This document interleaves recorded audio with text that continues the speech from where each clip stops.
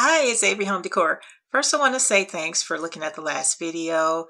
I saw some of you had some interest in a home decor virtual assistant and wanted to know more about the mood board. So this video is for you, whether you're working with a new client or you just want some information from this video so that you can use it towards your own room as inspiration. You're about to learn what the pros do and what a mood board actually does and how it helps. So I'm going to show some inspiration that I've used in the past and some videos that I've created for you to view as we go through this, what is a mood board? All right, so a mood board is a visual collection of images, colors, textures, materials, furniture, and decor that communicates the design concept before any purchases are made. So think of it as the blueprint for the room style and atmosphere. So why does the mood board matter? It shows your clients the vision that you have for their room, and it prevents any expensive design mistakes. So it does in a way ensure the client likes the style direction before shopping, and it creates a cohesive room design. So I want to give the beginners some tips. A mood board is not a shopping list or floor plan. It focuses on the overall look and feel of the space. So what you need to do in step one is gather some information from your client. The quality of your mood board depends on the information you collect. So get pictures, request pictures for all corners of the room you're designing, even the entryway view and any existing furniture that remains in that room. You also want to measure the room, so ask for measurements. Ask for the length, width, and the ceiling height. A lot of beginners skip the measurements because they figure the mood board is a visual representation. However, the furniture recommendations should still be realistic for the space, so you do need the measurements. In step two, I want you guys to know that you need to define the concept. So define the design concept. And this is a design concept for the overall vision of the room. So when you're talking to your client, instead of saying modern living room, say a warm modern living room featuring natural woods or neutral fabrics or soft organic shapes.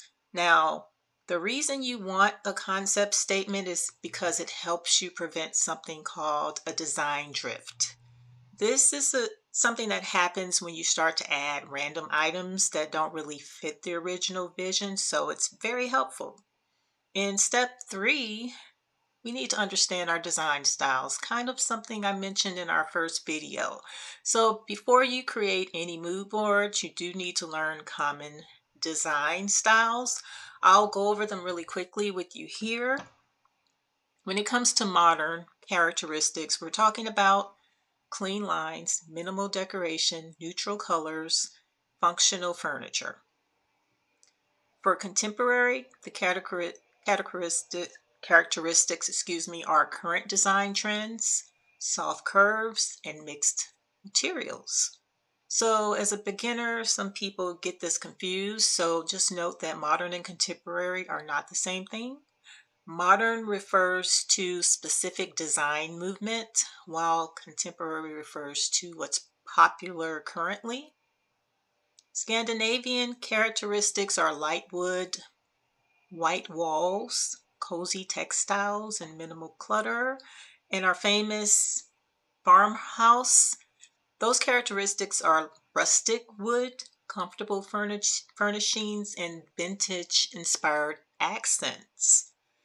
Now let's look at the characteristics for the mid-century modern. This would be tapered furniture legs, walnut wood, organic shapes, or even retro influences. And for our traditional characteristics are symmetry, rich wood tones, decorative molding, and then classic furnishing. Now let's look at step 4 and create a color palette. A color palette is going to be the group of colors used throughout the room. So you do need to understand the color roles. So let's talk about dominant color. Dominant color would be the main color you use throughout the room. So this usually includes the walls, the large furniture, and the rugs. And for our secondary color, this of course supports the dominant color. So usually this includes accent furniture, curtains, upholstery, and then our accent color. This will add visual interest. So here we're talking about pillows, artwork, decorative objects. Too many colors create visual chaos, so most professional designers try to use 2 to 3 primary colors and 1 to 2 accent colors. You also need to learn about materials. So materials can help create a personality and they can help create depth. So let's start with our wood finishes. Oak is that light and versatile material. It's popular in Scandinavian and our modern organic. Walnut is the darker brown, rich grain. It's popular in mid-century modern and luxury designs. Now, stone is a material we're going to talk about a little bit. Let's start with marble. This is a natural stone with visible veining. It's really beautiful in our kitchens. It makes you have the sense of elegance and luxurious. And travertine, it's another natural stone. It has a softer appearance. It's popular in modern, organic, and Mediterranean styles. I had a client who just threw away some travertine because it's very heavy and they could not find anyone who wanted travertine. So just to give you a little bit about what travertine does for design, it has become extremely popular in the recent years because it creates a warmth compared to the polished marble. Now, when we're understanding texture in step 6, we're referring to how our material looks, how it feels, and visual texture is what you see.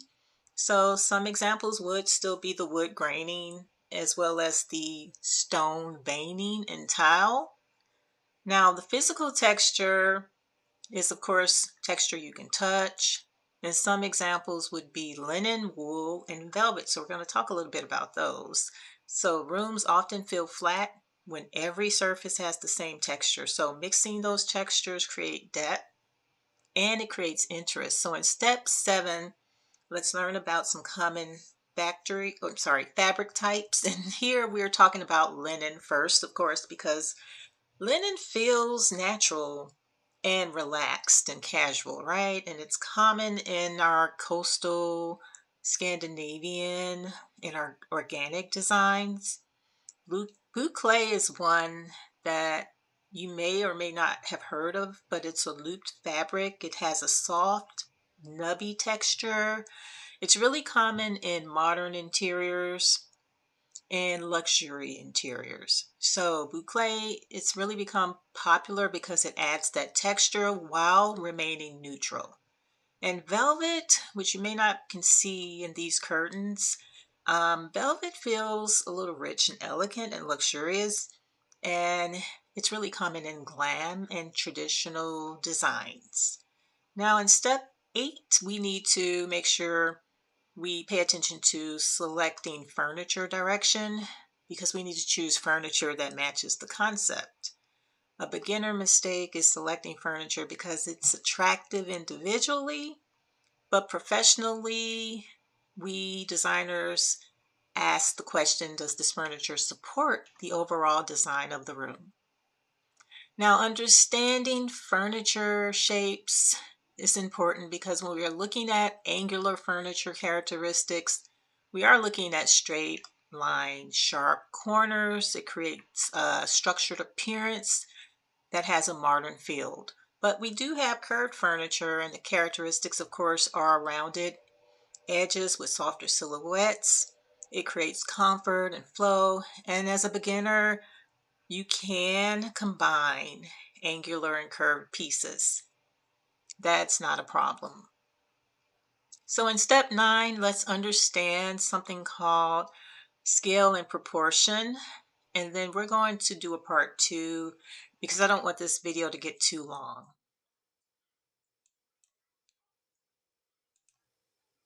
All right, so when we're talking about scale and proportion, we're really paying attention to how large an item is compared to the room that we're putting it in. So, an example would be a large sectional in an apartment. Of course, the proportion may not look that well because that large sectional may overwhelm the small apartment. So, another example could be a tiny coffee table next to a large sofa. It could look unbalanced. So, as a beginner, just make sure you focus on style as well as scale.